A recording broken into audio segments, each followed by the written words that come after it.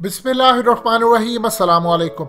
इस वीडियो को बड़े गौर से आपने देखना है, सुनना है और समझना है ताकि आपको पता चले जो फ्यूचर की जंग होने वाली है वो इतनी तबाहकुन है, इतनी ज़्यादा तबाहकुन है कि आपको नबी पाक सल्लल्लाहु अलैहि वसल्लम की वो हदीस पूरी होती नज़र आएगी कि इंसान एक कब्र से पास से गुजरेगा और कहेगा काश उस कब्र में मैं होता। यानी ये तो सिर्फ अब जो सूरत हाल सामने आई है उसके बाद आप सोच नहीं सकते कि मुस्तकबिल में इंसानों पर क्या कुछ एक्सपेरिमेंट्स होने जा रहे हैं। चाइना की एक यूनिवर्सिटी जिसका नाम है school of international relations of Renmin university of China, इसके डिप्टी डीन जिन है, जिनका नाम ये आपकी स्क्रीन पर चल रहे हैं, ये बेसिकली डिफेंस एनालिस्ट भी है और इसके अलावा ये चाइना की कम्युनिस्ट पार्टी के बड़े करीब है और उनकी इस्टेब्लिशमेंट का अहम तरीन सरमाया है। मजीद डिस्कस करने से पहले इस वीडियो को लाइक करें, हकीकत टीवी को सब्सक्राइब करें और बेल आइकन पर जरूर क्लिक करें। ये अक्सर आते हैं और चाइना को डिफेंड करते हैं, उनके फ्यूचर के अंदर होने वाली लड़ाइयाँ या जो भी हालात चले उस पर आकर अपना तज्जिया देते हैं। इन्होंने चाइना की हुकूमत की जानिब से यानी उनकी इजाज़त से एक ऐसा इंकशाफ किया है जिसने इस वक्त पूरी दुनिया के रोंगटे खड़े कर दिए हैं। भारत की तो टांगें कांप रही हैं, लेकिन ये दुनिया के लिए कितनी खतरनाक साबित होने जा रही है इसको आपने समझना है। इन्होंने कहा है कि हालिया इंडिया और चाइना के दरमियान हो रही थी लड़ाई, आपको हकीकत टीवी एक्सप्लेन कर चुका, फिंगर 2, 1, 2, 3 ये सब क्या होता है। ये असल में पहाड़ियाँ होती हैं। एक वक्त ऐसा आया कि चाइना की आर्मी, उनकी जो बेस थी वो नीचे थी और इंडिया की आर्मी और उनके जितने भी सोल्जर्स थे वो टॉप पहाड़ियों पर थे। और जो आम रूटीन के अंदर कन्वेंशनल वारफेयर, जो पुराना ज़माना तरीकाकार होता है आप जिससे लड़ते हैं, वहाँ पर आजमाया नहीं जा रहा था और उन्होंने पूरी कोशिश की कि किस तरह भारतीय फौजियों को यहाँ से हटाएं और हम जाकर उस पर कब्जा करें। जब सारे हरबे नाकाम हो गए तो उन्होंने डायरेक्ट एनर्जी वेपन्स इस्तेमाल किए और इस सूरत हाल के अंदर इन्होंने माइक्रोवेव्स, जो कि बेस इनकी मौजूद थी माउंटेन्स की जानिब, वहाँ से इन्होंने छोड़ी और वो पूरी तरह जो माउंटेन की पीक थी यानी पहाड़ी की जो चोटियां जहां पर भारतीय फौजी थी पोजीशन लेकर वहां पर खड़े हुए थे, बैठे हुए थे पूरी तरह। ये जब इन्होंने माइक्रोवेव एनर्जी वेपन्स के जरिए छोड़ी तो ये कन्वर्ट होगी ओवन में। उसके बाद जाकर इन्होंने भारतीय फौजियों पर जब हमला किया तो विद इन नो टाइम के अंदर पूरे के पूरे भारतीय फौजियों का जो वहां पर टोला था, जो पोजीशन लेकर बैठे हुए थे, सब के सब उस पोजीशन को छोड़कर भाग गए और जाकर चाइना ने उस पोजीशन पर कब्जा कर लिया। ये क्या चीज है कि अचानक से वो छोड़ते हैं?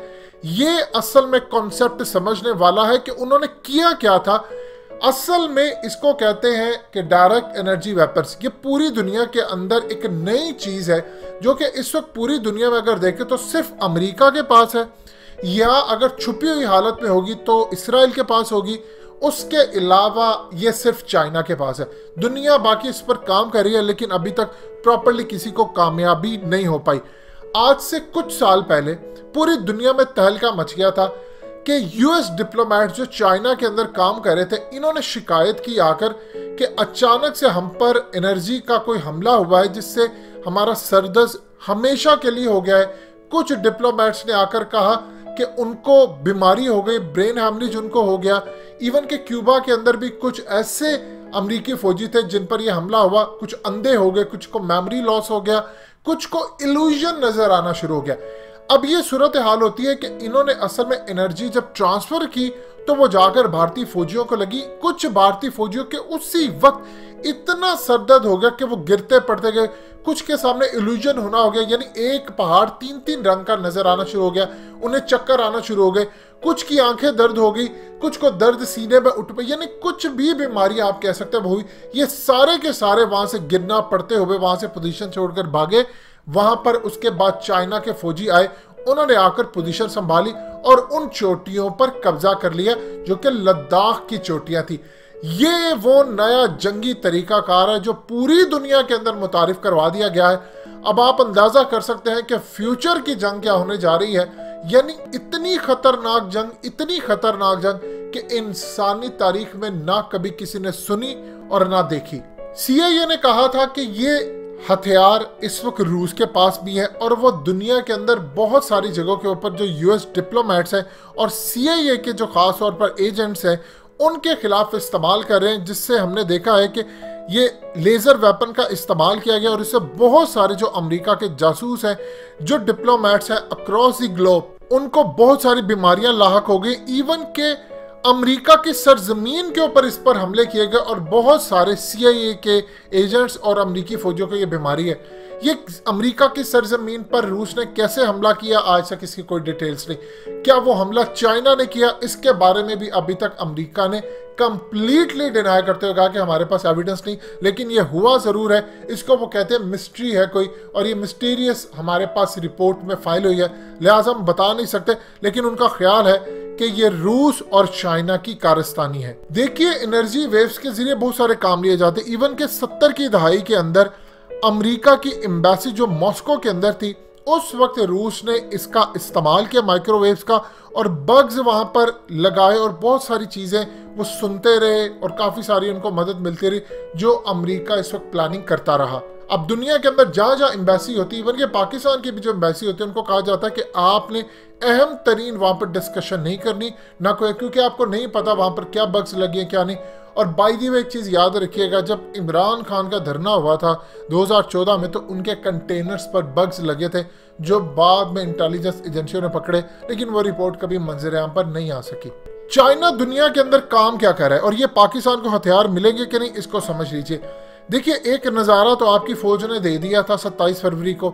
आपको हकीकत टीवी बार बार बताता है कि जब इंडिया का जहाज़ यहाँ पर आया था तो हमने उसका कंट्रोल टावर से राब्ता ख़त्म किया, और पीछे वो कहते रहे कि किस तरह राब्ता करते रहे कि तुम पाकिस्तान की हदूद में दाखिल हो गए, मोड़ लो, और अभिनंदन को सुनाई नहीं दिया और इसीलिए पाकिस्तान ने उसका जहाज़ मारा। ये तो आप सबको हकीकत टीवी कई दफ़ा इंकशाफ कर चुका है।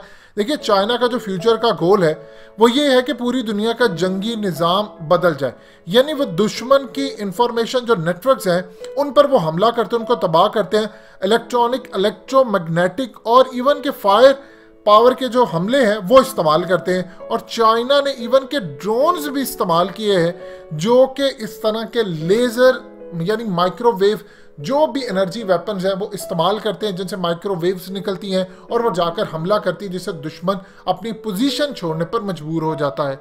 देखिए, शी जिनपिंग ने 2017 में कह दिया था कि हमने अब दुनिया के अंदर नए तरीके की जंग लेकर आनी है, और इवन के अपने स्टूडेंट्स को, वो शख्स यूनिवर्सिटियों में गया, जाकर अपने स्टूडेंट्स को कहा कि जो चाहिए मिलेगा, और इदारों को कहा कि इनको कोई काम नहीं, ऐसा ना हो कि ये स्टूडेंट्स वहां पर जाकर पढ़ाई करें साथ काम करें, नहीं, आप इनको कहें सिर्फ पढ़ें, हमें नई टेक्नोलॉजी नई चीजें बनाकर दें, हमने जंग करनी है, हमने लड़ना है। यही काम इस वक्त चाइना साउथ चाइना सी के अंदर भी कर रहा है, इवन के ताइवान के खिलाफ भी कर रहा है।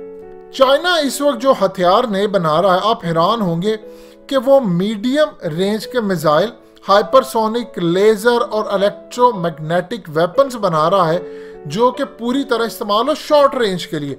लॉन्ग रेंज इस वक्त वो पूरी तरह उस पर काम करे। इवन कि उसने ऐसे हथियार और ऐसे रेडार सिस्टम अपने बना लिए, 12 उसने नए सैटेलाइट छोड़े हैं जो कि स्टेल्थ फाइटर्स हो या सबमरीन हो या कुछ हो, जो कि रेडार पर डिटेक्ट नहीं होते थे, उनको भी अब डिटेक्ट किया जाएगा। इस सूरत हाल के अंदर उन्होंने बहुत सारे एक्सपेरिमेंट किए जिसमें वो कामयाब रहे। इंडिया की अब बोलती बंद हो चुकी है पूरी तरह, यानी ये जो इंकशाफ करवाया गया है इस शख्स से, ये क्यों करवाया?